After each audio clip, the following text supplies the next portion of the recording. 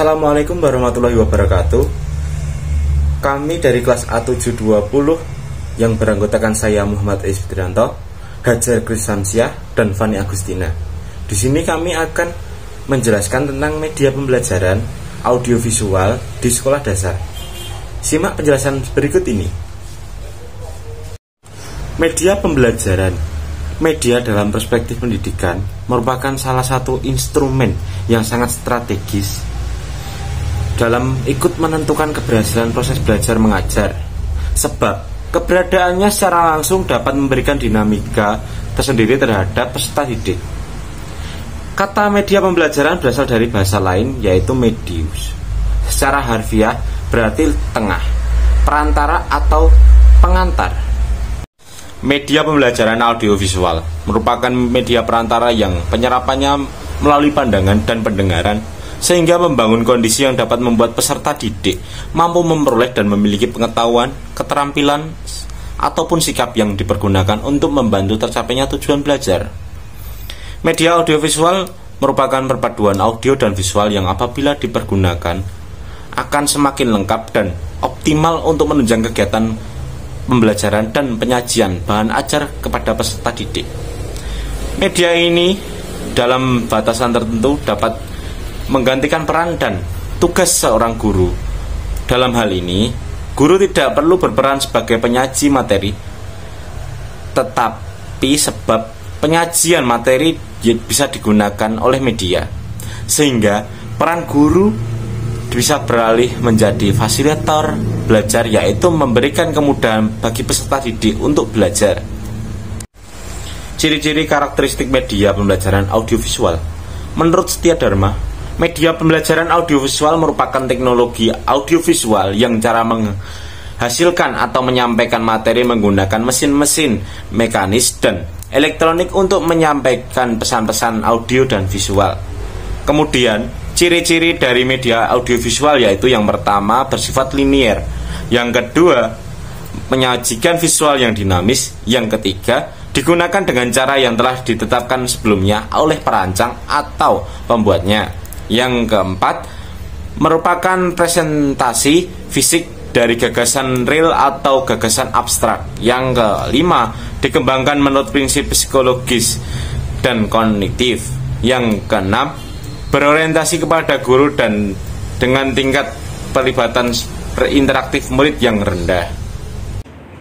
Selanjutnya adalah karakteristik media pembelajaran audiovisual yang menurut Zamarah SBDKK adalah sebagai berikut. Yang pertama, kemampuan untuk meningkatkan persepsi. Yang kedua, kemampuan untuk meningkatkan pengertian. Yang ketiga, kemampuan untuk meningkatkan transfer atau pengalihan belajar. Yang keempat, kemampuan untuk meningkatkan dan memberikan penguatan atau reinforcement. Yang kelima, kemampuan untuk meningkatkan retensi atau ingatan. Dan yang terakhir, dengan menggunakan media audiovisual ini, maka pembelajaran akan memberikan pengalaman langsung dan membuat pembelajaran menjadi lebih menyenangkan. Kemudian, jenis-jenis media pembelajaran audiovisual dapat dibedakan menjadi dua jenis, yaitu yang pertama, audiovisual diam, yaitu media yang menampilkan suara dan gambar diam seperti film bingkai suara atau sound slide, film rangkai suara, dan cetak suara. Yang kedua, audiovisual gerak, yaitu media yang dapat menampilkan unsur suara dan gambar yang bergerak seperti film suara dan video kaset. Selain itu, jenis media pembelajaran audiovisual ini dapat juga dibedakan menjadi yang pertama, audiovisual murni, yaitu baik unsur suara maupun unsur gambarnya berasal dari satu sumber seperti film, video kaset. Yang kedua, audiovisual tak murni, yaitu unsur suara dan unsur gambarnya berasal dari sumber berbeda. Misalnya, film bingkai suara yang unsur suaranya bersumber dari tape recorder dan film strip suara serta cetak suara.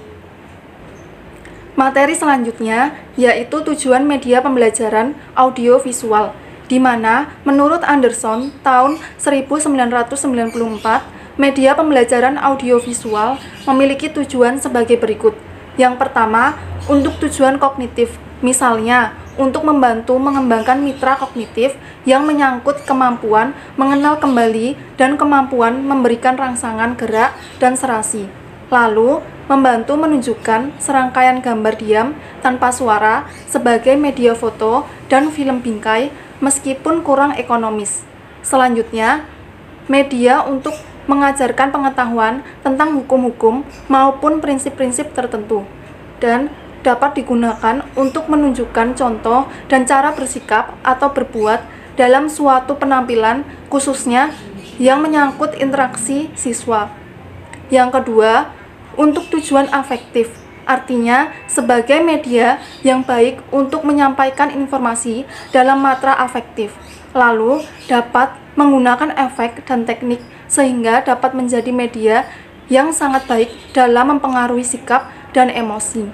Kemudian yang ketiga adalah untuk tujuan psikomotorik, artinya menjadi media yang tepat untuk memperlihatkan contoh keterampilan yang menyangkut gerak. Kemudian, melalui alat ini dapat dijelaskan baik dengan cara memperlambat ataupun mempercepat gerakan yang ditampilkan. Selain Anderson, Prastowo juga berpendapat bahwasannya media pembelajaran audiovisual memiliki tujuan sebagai berikut. Yang pertama, memberikan pengalaman kepada peserta didik. Yang kedua, memperlihatkan dan menampilkan peristiwa atau kasus kehidupan yang sebenarnya. Yang ketiga, dapat meningkatkan daya ingat. Lalu selanjutnya adalah penggunaan media pembelajaran audiovisual. Berikut ini merupakan langkah-langkah dalam penggunaan media pembelajaran audiovisual. Yang pertama, kelas harus dibawa ke arah pembelajaran yang mendengarkan dan melihat rekaman secara aktif. Yang kedua, menyiapkan kelas agar bisa mendengarkan dan melihat dengan baik.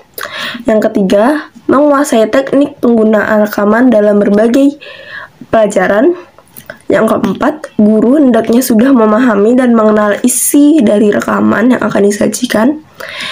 Yang kelima, guru memainkan rekaman, mendiskusikan tentang rekaman dalam kelas, memutar kembali rekaman yang sekiranya itu merupakan bagian yang penting. Lalu kemudian setelah kelas mengikuti rekaman, kegiatan selanjutnya perlu diatur dan disesuaikan dengan tingkatan kelas dan jenis rekamannya. Penggunaan media pembelajaran audiovisual sendiri ada 3. Yang pertama, bisa menarik perhatian peserta didik dalam menyampaikan materi ajar. Yang kedua, menumbuhkan motivasi belajar peserta didik. Yang ketiga, memberikan pengalaman belajar dengan menyimpulkan pembelajaran dari sebuah video yang akan disajikan. Dari selanjutnya merupakan kelebihan dari penggunaan media pembelajaran audiovisual. Penggunaan media pembelajaran audiovisual dapat digunakan secara untuk klasikal dan digunakan saat itu juga secara berulang kali.